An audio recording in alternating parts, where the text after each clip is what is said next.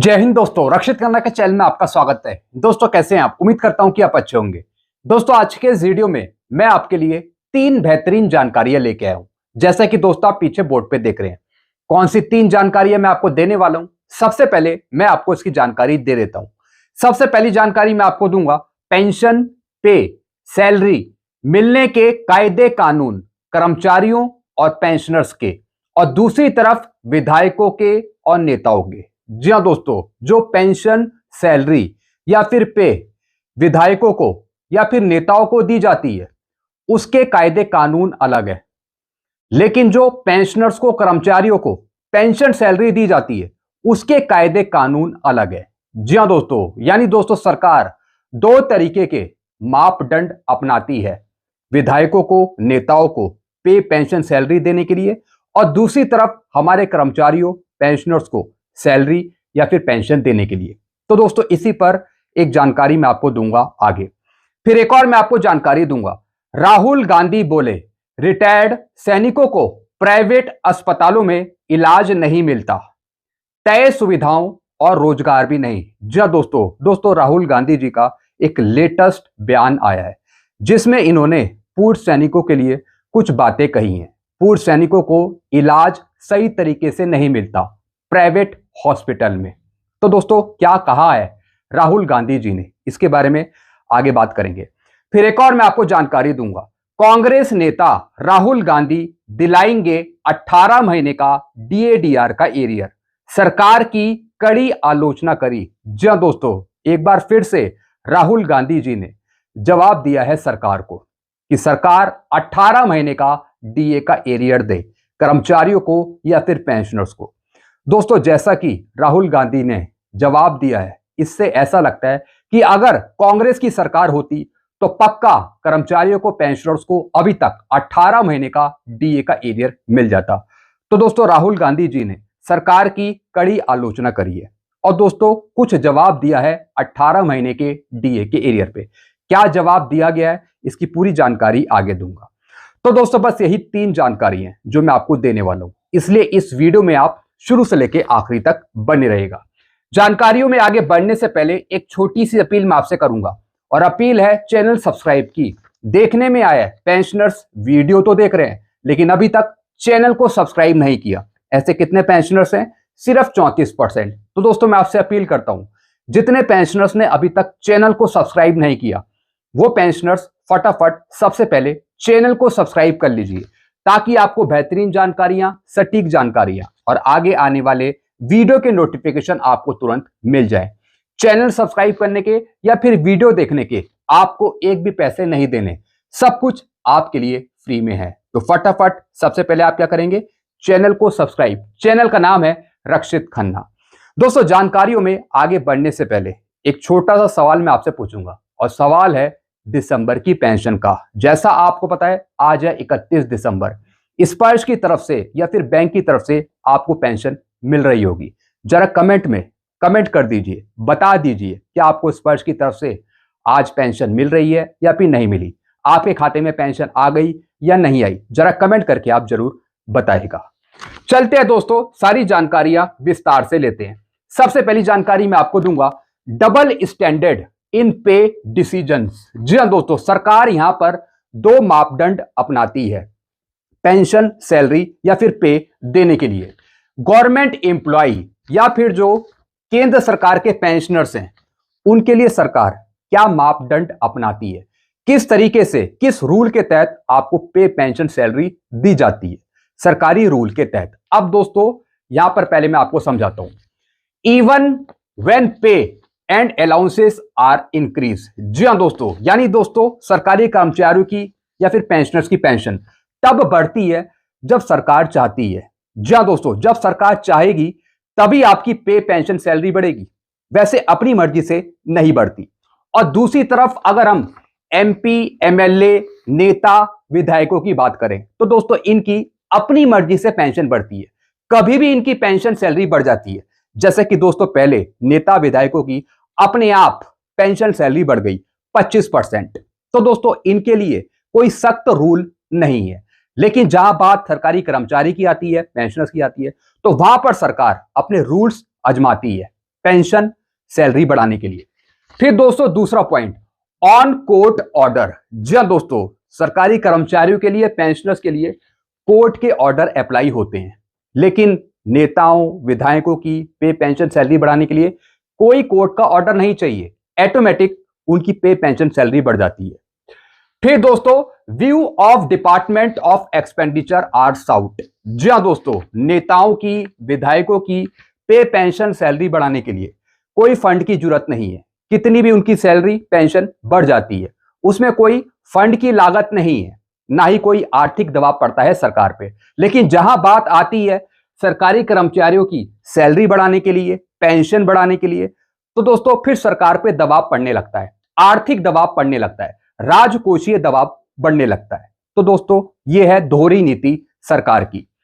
फिर दोस्तों, to assess financial burden on government. फिर सरकार पे आर्थिक बोझ पड़ता है अगर सरकारी कर्मचारियों की सैलरी बढ़ती है, पेंशनर्स की पेंशन बढ़ती है, सरकार पे बोझ आ जाता है। लेकिन जहां दूसरी तरफ अगर हम नेताओं की, विधायकों की बात करें, तो दोस्तों फिर सरकार पे कोई बोझ नहीं आता। No financial scrutiny, no concern for burden on the state. कोई आर्थिक बोझ नहीं होता, सरकार बड़ी आसानी से विधायकों की, नेताओं की पे पेंशन सैलरी बढ़ा देती है। तो दोस्तों ये रूल हैं जो सरकार अप्लाई करती है दो तरीके से, नेताओं की, विधायकों की पे पेंशन पे, और दूसरी तरफ सरकारी कर्मचारियों की पेंशन पे या फिर सैलरी पे।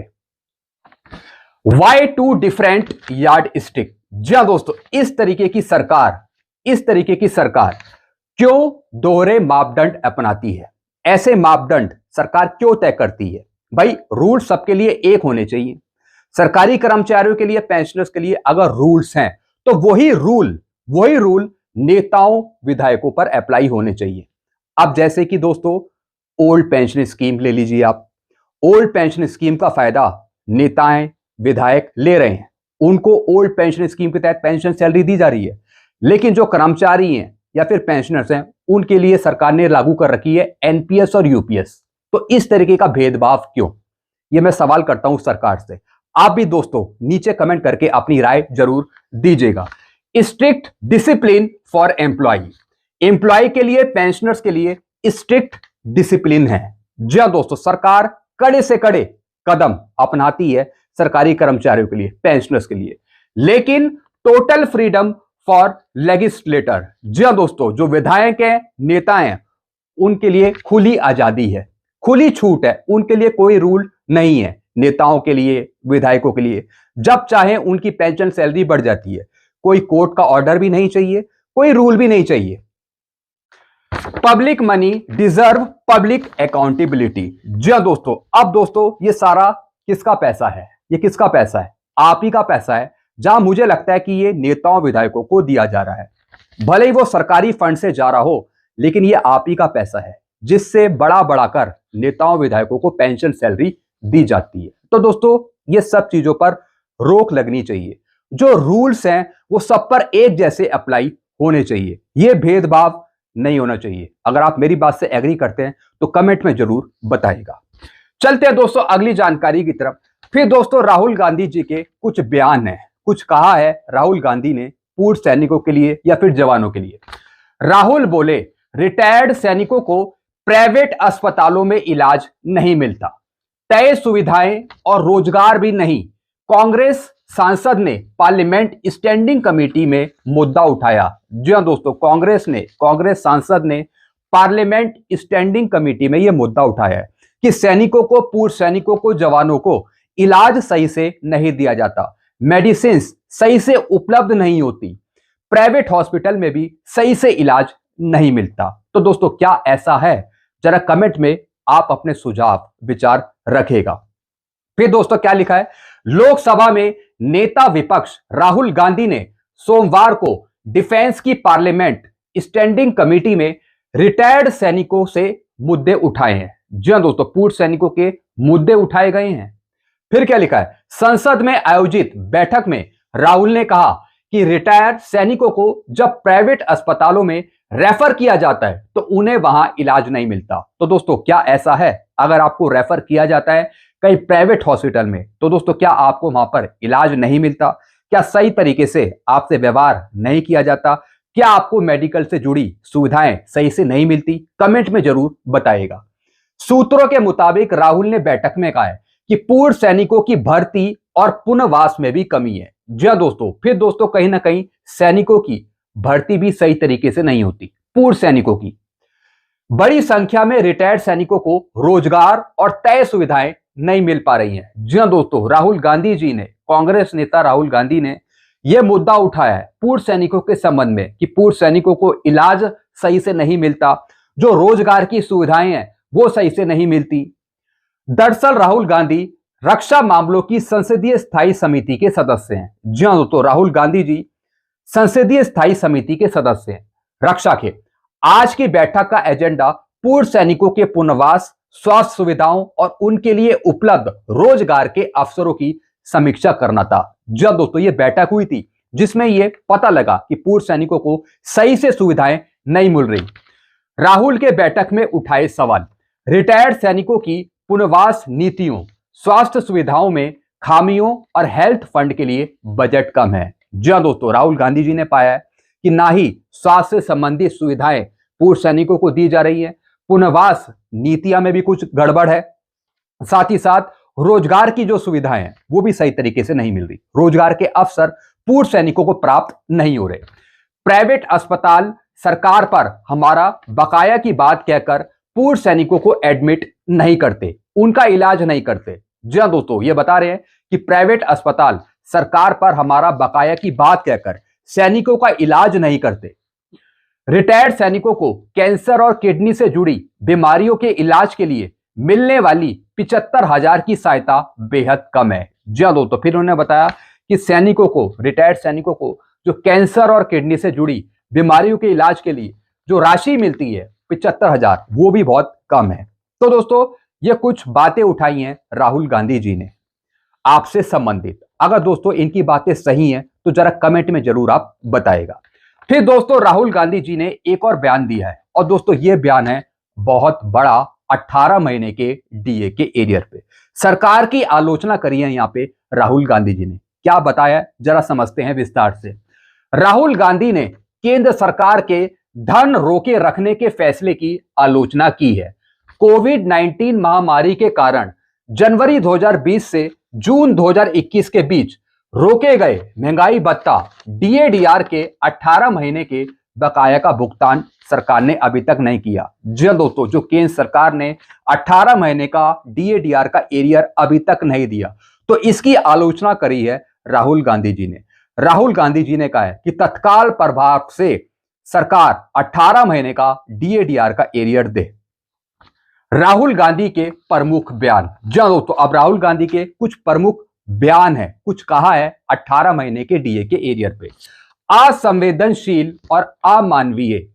गांधी ने केंद्र सरकार के कर्मचारियों, रक्षा कर्मियों और पेंशन भोगियों के लिए महंगाई भत्ता डीए को फ्रीज करने को असंवेदनशील और अमानवीय करार दिया और तर्क दिया है कि सरकार को राष्ट्रीय संकट के दौरान इन समूह को निशाना नहीं बनाना चाहिए था। जी हाँ दोस्तों, राहुल गांधी जी ने कहा है कि जो ये एरियर है, जो ये बकाया है, ये अब तक रोकना नहीं चाहिए था, ये रिलीज कर दिया जाना चाहिए था पेंशनर्स को या फिर सरकारी कर्मचारियों को। तो दोस्तों इन्होंने पाया है कि ये सही नहीं है सरकार की नीति।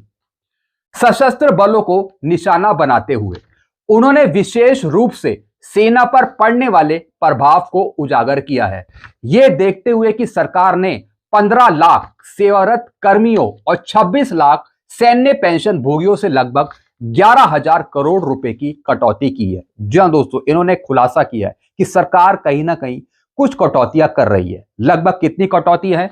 लगभग दोस्तों 11,000 करोड़ के आसपास।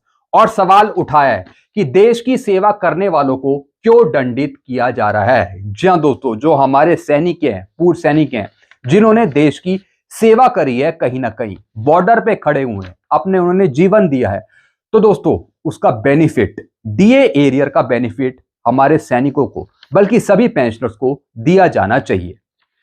उलटफेर की अपील। उन्होंने सरकार से बुलेट ट्रेन, सेंट्रल विस्टा पुनर्विकास जैसी महंगी परियोजनाओं को स्थगित करने और इसके बजाय उन निधियों का उपयोग सरकारी कर्मचारियों और पेंशन भोगियों के बकाया भुगतान के लिए करने का आग्रह किया है। जी हाँ दोस्तों, फिर दोस्तों इन्होंने सरकार की आलोचना करी है।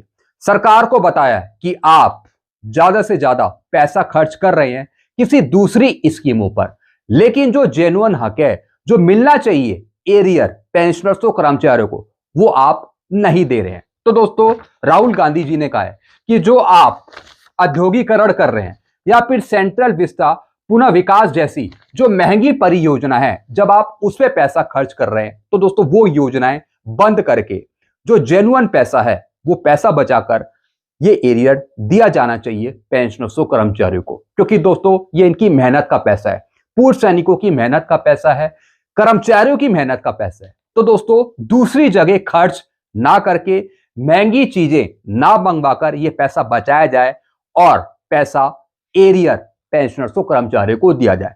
तो दोस्तों ये बयान है राहुल गांधी जी का। तो दोस्तों अगर आप इनकी बात से एग्री हैं, सहमत हैं, तो कमेंट में आप जरूर बताइएगा। तो दोस्तों बस यही जानकारियां थी जो मैं आपके लिए लेके आया था। ऐसी जानकारियां आपको बराबर मिलती रहेंगी। तो सारी जानकारियां पाने के लिए, लेटेस्ट जानकारियां पाने के लिए आप चैनल से जुड़ सकते हैं, चैनल को सब्सक्राइब कर सकते हैं। चैनल का नाम है Rakshit Khanna. Thank you so much.